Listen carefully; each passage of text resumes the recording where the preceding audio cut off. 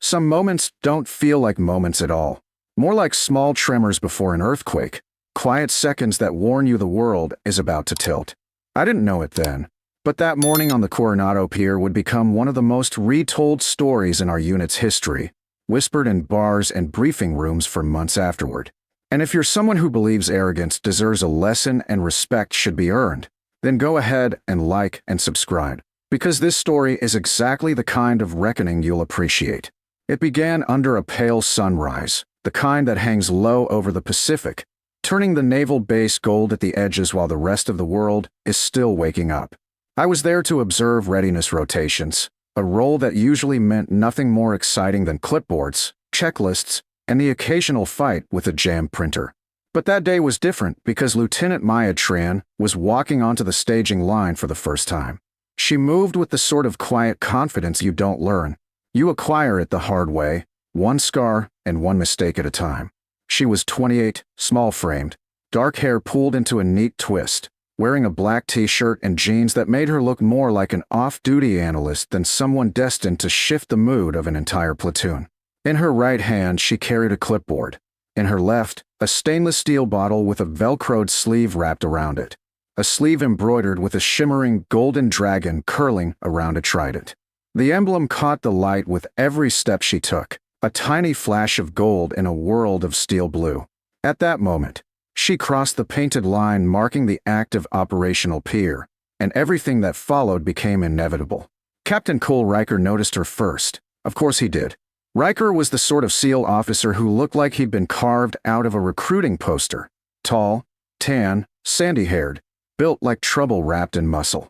He stepped toward her with the confident, overly relaxed gait of a man used to being in control of every room he entered. "Ma'am, this area is restricted," he called out, his voice carrying over the water, over the shuffle of gear, over the slap of waves. The other SEALs turned to see who was being corrected. Some expected to witness an annoyed civilian. Others expected a lost contractor. No one expected her. Maya paused, offered him a polite but unreadable smile. "I'm here for the readiness assessment," she said, her tone calm and even. Riker laughed, a short, incredulous sound meant to win over the crowd. "With that clipboard, what are you, admin support?" "Public affairs," he asked, loud enough that several SEALs snorted. They were bored, restless, and Riker's ego knew how to put on a show. Maya didn't react. She simply shifted her grip on the clipboard, her expression unchanged. Her silence only encouraged him. Riker's eyes dropped to the golden dragon emblem on her bottle. "And what's that?" he asked with a mocking squint. "Your yoga club patch?" "Etsy morale badge." He chuckled at his own joke. A couple of nearby SEALs did too. The sun glinted off the dragon again, and I swear the entire mood of the pier shifted by half a degree, the small tremor before the earthquake. "Let me guess," Riker pressed. "Your boyfriend's a SEAL and bought that for you? Cute choice." His grin widened. He was expecting her to fluster, or apologize, or trip over an explanation. Instead, she just stood there with that same patient politeness, as if she were indulging a child mid-tantrum. She didn't correct him, didn't defend herself, didn't even blink. And that calmness unnerved even me. I knew enough to recognize danger not by noise, but by silence. The men around her, though, didn't know her. So they laughed, and Riker kept going. "Seriously," he added, leaning slightly toward the emblem. "What's the dragon for? Yoga? Meditation club? Supporting the troops?" His hand lifted toward her water bottle, the moment everything should have stopped. But it didn't. Not yet. On the far end of the dock, a worn officer froze mid-stride. His gaze locked on the golden emblem like he'd seen something impossible. His face paled, his jaw slackened, and then, without a word to anyone, he turned and sprinted toward the HQ building, fishing his phone out of his pocket with frantic urgency. He knew exactly what that dragon meant. And if he was right, Riker had just stepped into a hole deep enough to bury his career. "Ma'am, I'm going to need to see ID," Riker said firmly, still completely unaware of what he'd stirred. Maya handed over her identification card without hesitation. Riker squinted at it, flipping it once, then twice. The clearances meant nothing to him. They rarely meant anything to anyone outside certain circles. That ignorance alone would have been forgivable. The arrogance that followed, less so. "Lieutenant," he said slowly, logistics liaison. Interesting. Doesn't explain why you're on my pier. I've been in more restricted places, she said, voice soft but steady. That reply caught him off guard. He puffed his chest a little, annoyed by the lack of fear or deference in her tone. Watch it, he snapped. And tell me what that dragon means before I have you escorted. And that's when the base erupted into motion. A black Suburban rolled up from the direction of HQ, doors flung open. And out stepped the Command Master Chief, followed by the executive officer, followed by the SEAL team's commanding officer himself, Captain Harris. All three walked with the same stiff, purposeful stride of people who had been urgently summoned. And every set of eyes on the pier followed their path straight to Maya. At first, Riker looked confused, then concerned, then genuinely alarmed as Captain Harris accelerated his pace. But nothing prepared him for what happened next, or the silence that fell over the pier as the truth about that golden dragon finally came to light. The tremor had passed. The earthquake was about to begin. Captain Harris didn't slow down as he approached. If anything, he moved faster, like each second he wasn't in front of Maya was a second too long. The Command Master Chief and XO flanked him like an escort detail, their faces unreadable but tense in that way seasoned operators get when they know something big is about to break loose.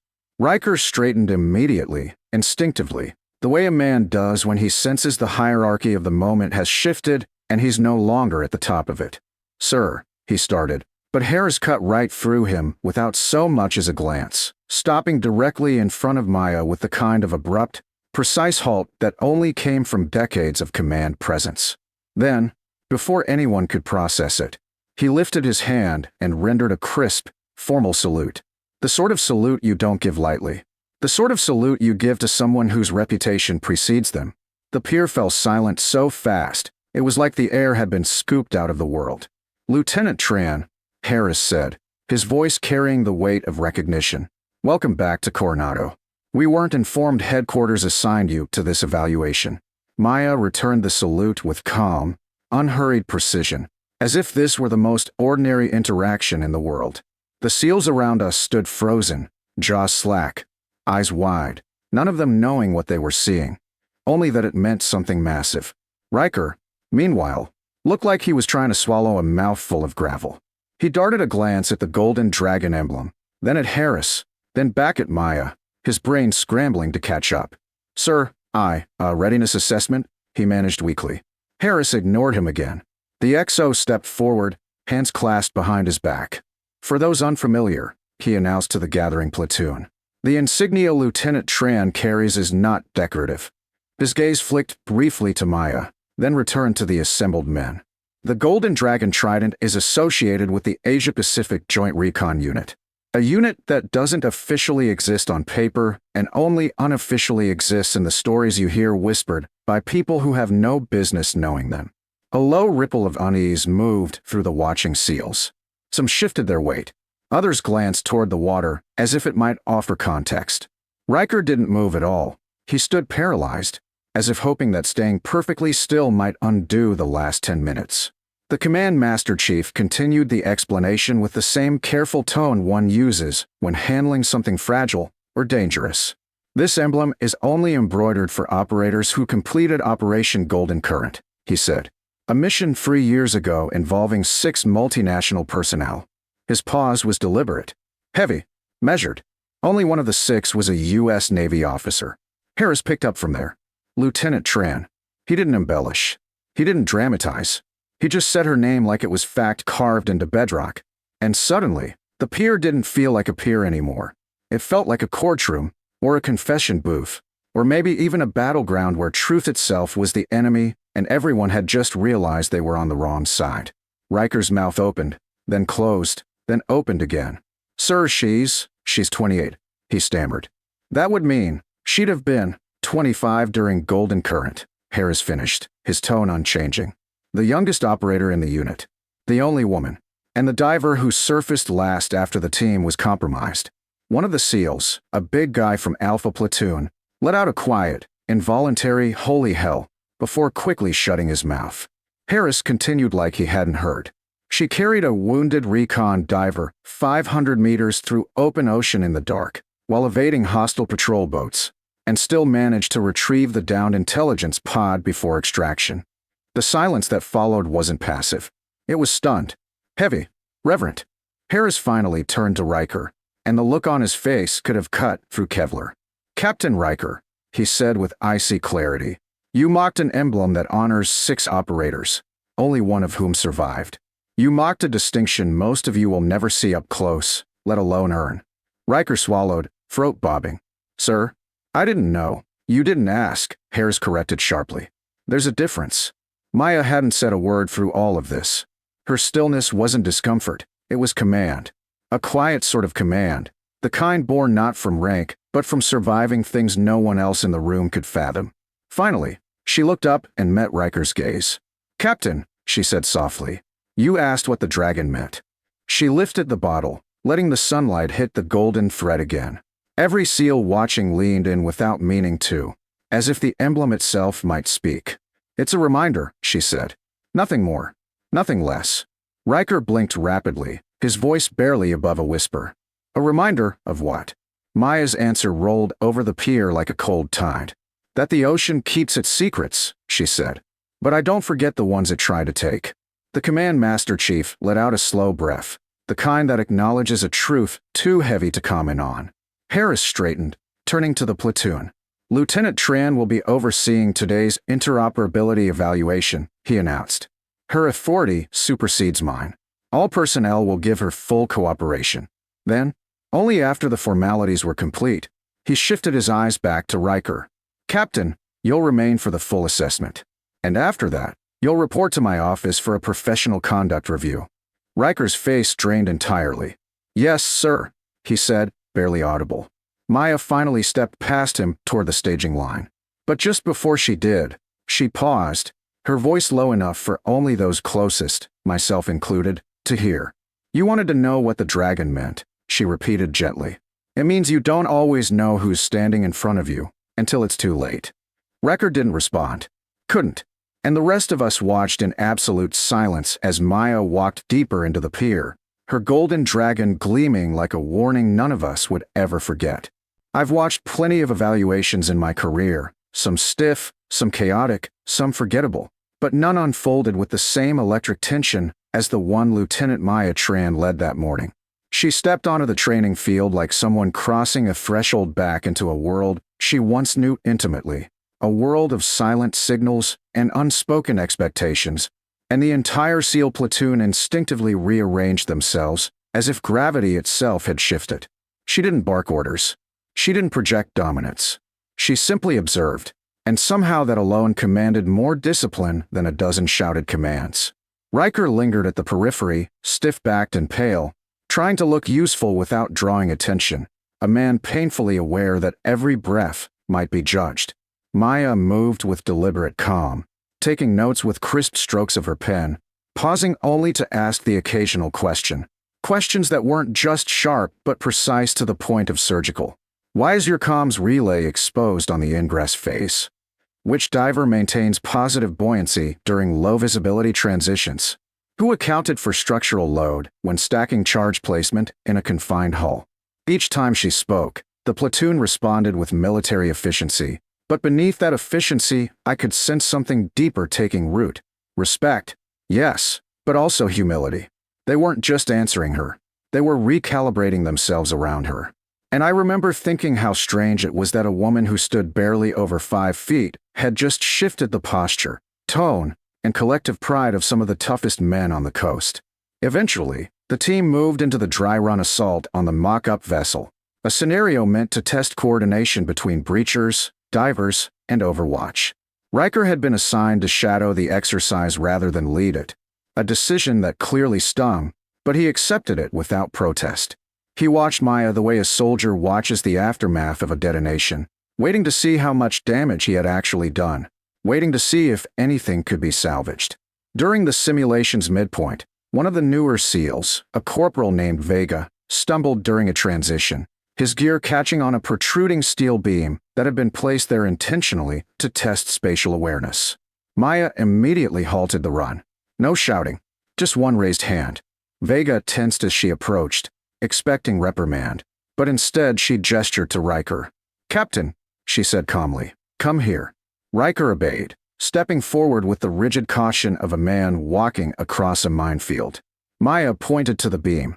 "What caused the snag?" she asked. He hesitated, then answered quietly. "Failure to account for angle of approach and clearance." Maya nodded. "And whose responsibility was it to teach that movement?" Riker swallowed. "Mine, ma'am." For a long moment, she simply looked at him, not unkindly, not judgmentally, just seeing him fully for the first time, seeing a man who was proud, flawed, and suddenly very human. Then she turned to Vega. "Repeat the transition," she instructed. Riker stepped back, watching.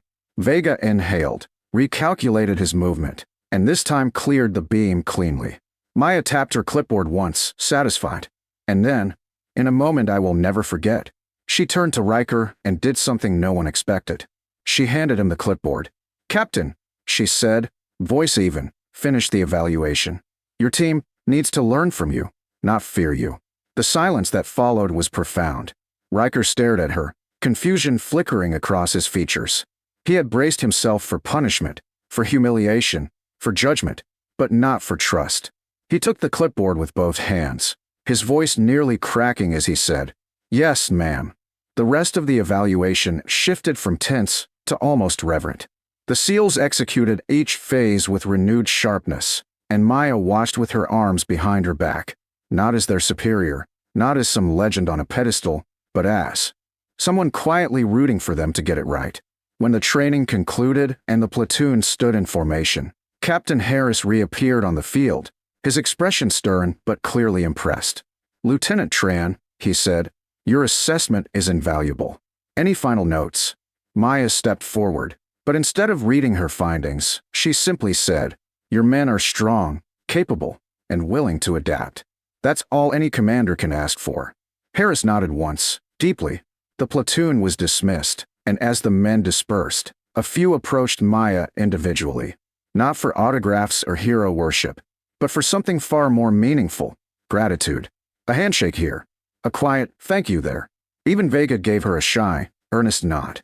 But the most profound moment came when Captain Riker walked over, shoulders squared, humility settling over him like a second uniform.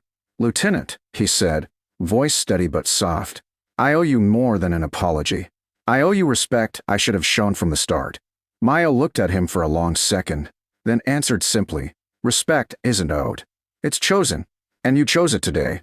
Riker exhaled slowly, as if something heavy had finally been set down. "If you ever need anything," he said quietly, "anything at all, I'm one call away." Maya gave a small smile, the kind that held both forgiveness and closure. "Thank you, Captain." As she walked back toward HQ, the golden dragon on her bottle shimmered once more in the sunlight, not as an emblem of myth or rumor, not as a warning or a badge of survival, but as a reminder that the most powerful people in the room are often the ones who don't need to raise their voices. And I realized then that this story wasn't just about a joke that went too far. It was about a woman who carried her past without letting it define her, who returned not to prove anything, but to remind an entire command that quiet strength is sometimes the loudest force in the world. And as the sun rose higher over Coronado, casting long shadows across the pier, it felt like everyone who had witnessed that morning had learned the same lesson. Dragons don't need to roar to be feared. They just need to exist.